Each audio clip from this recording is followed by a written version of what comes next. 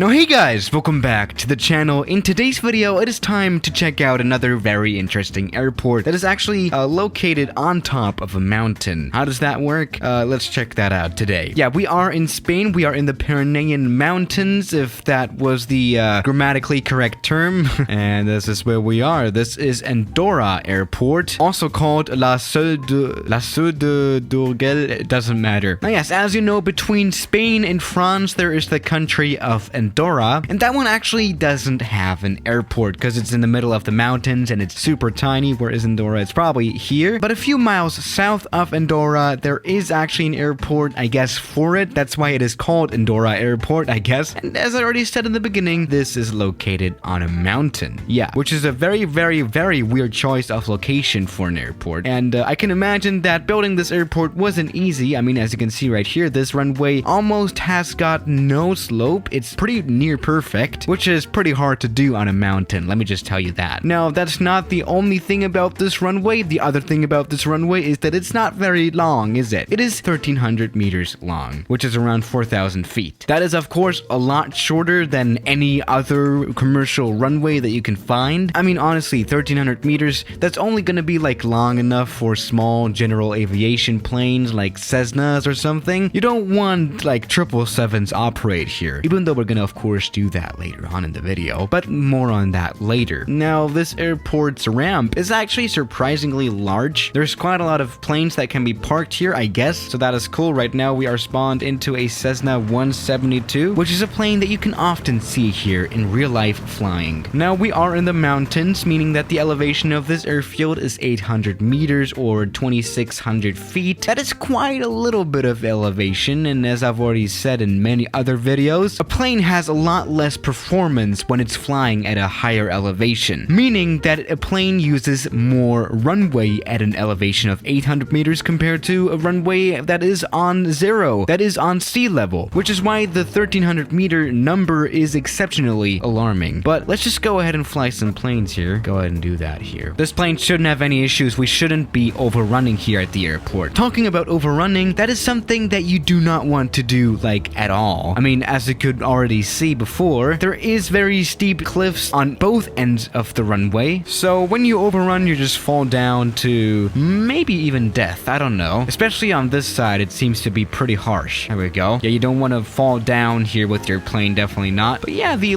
choice of location is very interesting. Probably this valley is not very airport friendly, so the only way to build an airport here in the area is probably by building one on top of a mountain. Probably they had to do a lot of building here to make the area even, but it kind of does work, doesn't it? Now, this takeoff, it worked obviously just fine, so let's move on to a bigger plane. Maybe even a turboprop, which is a tad bit, well, more powerful than a Cessna 172. I think as we're in the mountains, we're gonna have to try a plane that is also built in the mountains. Let's go for the PC-12 for once in a while. And this one is built by Pilatus, which is a Swiss aircraft manufacturer, and they built their planes in the mountains. Alrighty, welcome aboard the legendary PC-12. Now yes, this is known as one of the best general aviation planes that there are, and it is really a nice aircraft, definitely. And here we come for a landing. Now this plane, it doesn't need a long runway. I just want to fly it once in a while. It's not really about the challenge. 1,300 meters is definitely long enough for the PC-12. This one can even fly on grass or sand or whatever you want it to fly. Yeah, the Pilatus planes, they are very much versatile. They can fly everywhere, which is what is so cool about them, I think. But here we go. We are just coming in just nicely. Now this airport, it was built in the 80s, and there's a hot air balloon right above it. That's not good. So it's a little bit older, I guess, but it's doing just fine, and it's not, you know, closing or anything. All right, now let's get this plane landed.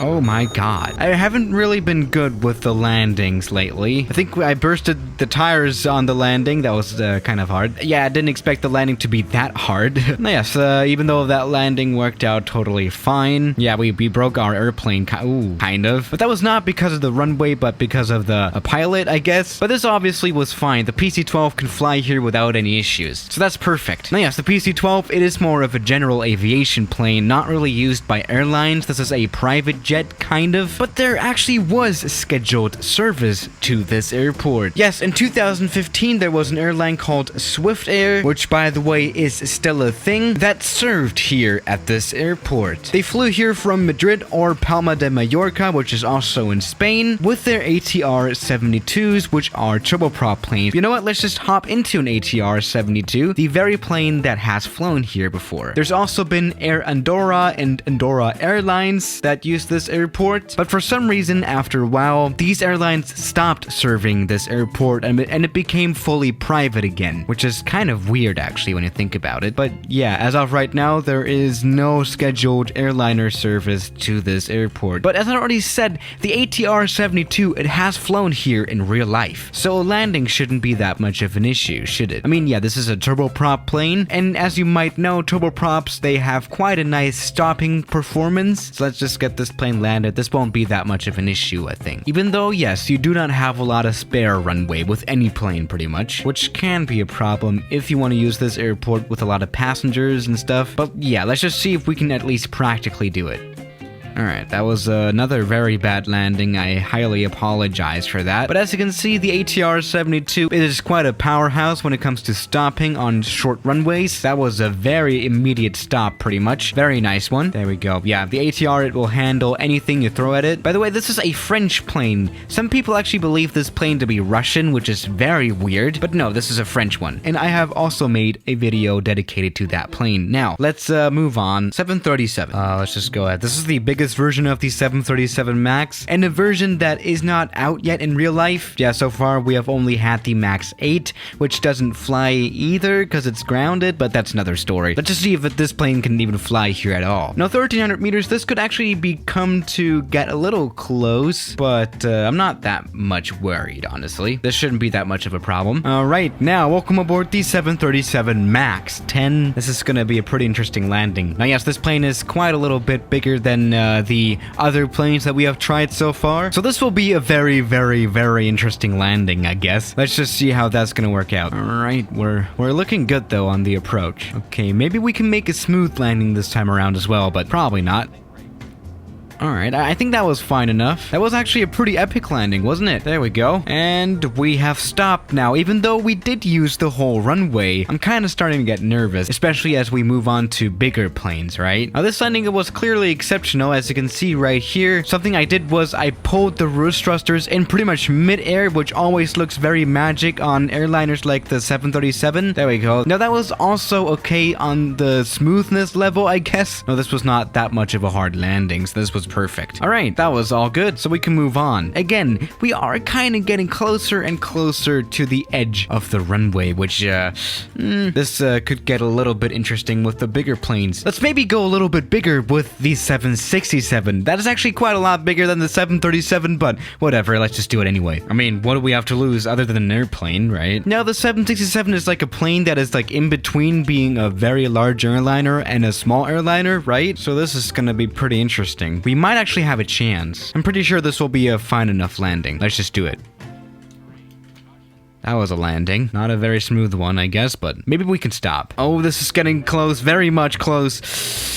Oh my goodness. That was the closest landing I have ever had, pretty much. Jesus. A few more feet and we would have died. All right, let's check out that landing. Yeah, no, that was not the best one. It was all right on the technical part, but for some reason, the reverse thrusters of the engines didn't want to come out, which drastically increased our stopping distance. Also, the spoilers, for some reason, went in again after touchdown, so this plane could have actually killed itself. Yeah, for some reason, it did all that. I don't know why. It doesn't really make sense to me, but, you know, we survived this anyway, so no problem at all, right? Now, moving on.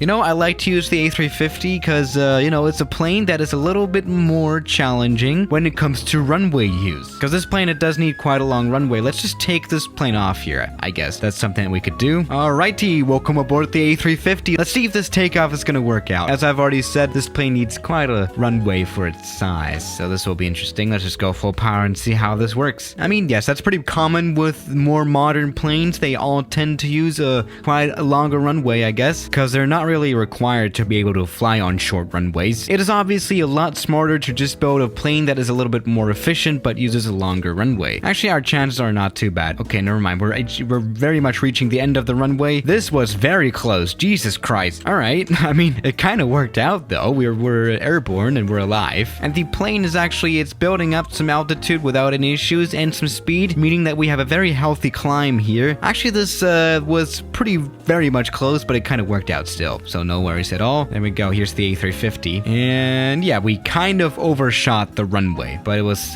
fine enough. Oh, wow. Now, let's move on to an even bigger plane, maybe something like the 777 or something. Yeah, this could be interesting. Alrighty, welcome aboard the a little bit bigger 777. This is gonna be a pretty interesting landing, I guess. Actually, just flying between all these valleys here is interesting as well. Let's just see if we can make it. Turning left, and again, we are getting a lot of terrain warnings, which kind of makes sense, I guess. Alright, now the runway is ahead. Let's land down here. This is gonna be a pretty interesting landing as well. This is gonna get a little close, but let's try to make the best out of it. Alright, let's get this over with now. Oh, Jesus Christ. Yeah, I'm really not good with landings today, but there we go. We are stopping just fine right now. Let's hope to stop in time before the runway ends, which is actually gonna be happening in a few seconds. Oh my goodness. All right.